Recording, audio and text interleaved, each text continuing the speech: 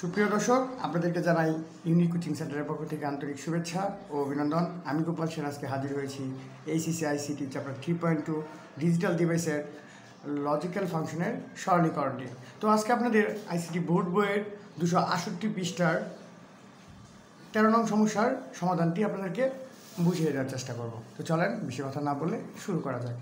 তো সুপ্রিয় দর্শক, আমি এখানে আগে লিখে রেখেছি 13 নং সমস্যাটি। এখানে কি দেওয়া আছে? এখানে দেওয়া আছে A B plus C into A B plus D. এটাকে আমরা কি করব? সিম্পলিফাই করব, সরল করব। তো কী করবো? যেহেতু দুইটা রাশি এখানে কি আকার আছে, এখানে গুণ আকার আছে, তো দুটাকে আমরা গুণ করে ফেলবো। খুব সহজ নিয়ম গুণের। তো দেখেন, এ বি দিয়ে প্রথম শুরু করব, এ বি দিয়ে এ বিকে গুণ করবো। তো এ বি গুণ করলে আমরা কী পাই? এ বি আচ্ছা, প্লাস এ বি দিয়ে এখন ডি এর সাথে গুণ করলে কী পাবো? এ বি ডি, প্লাস এখন এই সি দিয়ে এ বিকে গুণ করবো। তাহলে কী পাই আমরা?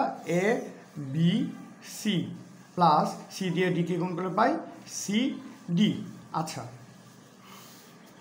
তো এখন আমরা এখানে আরও সরল করব। এ বিকে আমরা কী লিখতে পারি? আমরা বুলিয়ানের যুগের নিয়ম অনুসারে আমরা কী জানি? গুণের নিয়ম অনুসারে আমরা কী জানি? এ ইন্টু এ সমান এই হবে।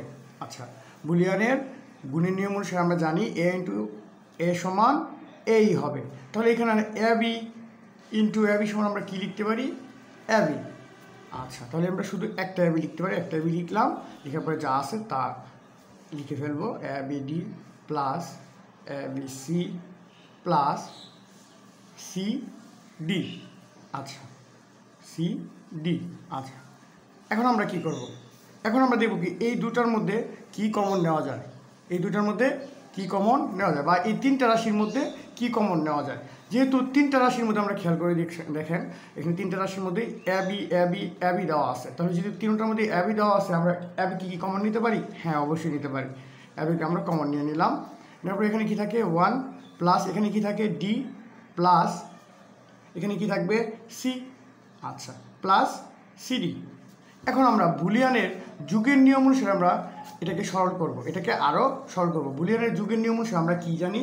যে A plus 1 equals to 1। A plus 1 equals to কী হবে? 1। আচ্ছা, তাহলে আমরা আবার যদি বলি, এটাকে এভাবে যদি লিখি, তাহলে 1 প্লাস ডি ইকুয়ালস টু কী হবে? 1ই হবে। তো আমরা লিখতে পারি এইভাবে, এ বি ইন্টু এইটুকুর জন্য আমরা লিখতে পারি 1 প্লাস ডি ইকুয়াল টু 1। তো এটাকে লিখলাম আমরা 1 প্লাস সি প্লাস সিডি। আচ্ছা, তো এখন আমরা আরও সরল করবো এটাকে সরল করতে গেলে আমরা কী দেখতেছি? এটা একই রকম, একই সূত্রের মধ্যে পড়তেছে। এ প্লাস 1 ইকুয়ালস টু 1 হলে আমরা জানি কি বুলিয়ানের যুগের নিয়ম অনুসারে এ প্লাস 1 ইকুয়ালস টু 1। ঠিক আছে?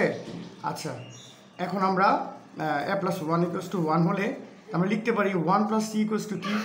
1। ঠিক আছে? A B into 1 plus CD. আচ্ছা, তাহলে আমরা অবশ্যই কী পাই? এ বিকে যদি 1 দ্বারা গুণ করি তাহলে কী থাকে? A B plus CD. এটাই হবে আমাদের নির্ণেয় লজিক্যাল ফাংশনের সরলীকৃত মান, আনসার। এটা আমাদের আনসার। ধন্যবাদ সবাইকে। যদি আমার ভিডিওটি আপনাদের ভালো লাগে তাহলে লাইক, কমেন্ট এবং শেয়ার করুন আপনাদের বন্ধুদেরকে। ধন্যবাদ সকলকে। আল্লাহ হাফেজ।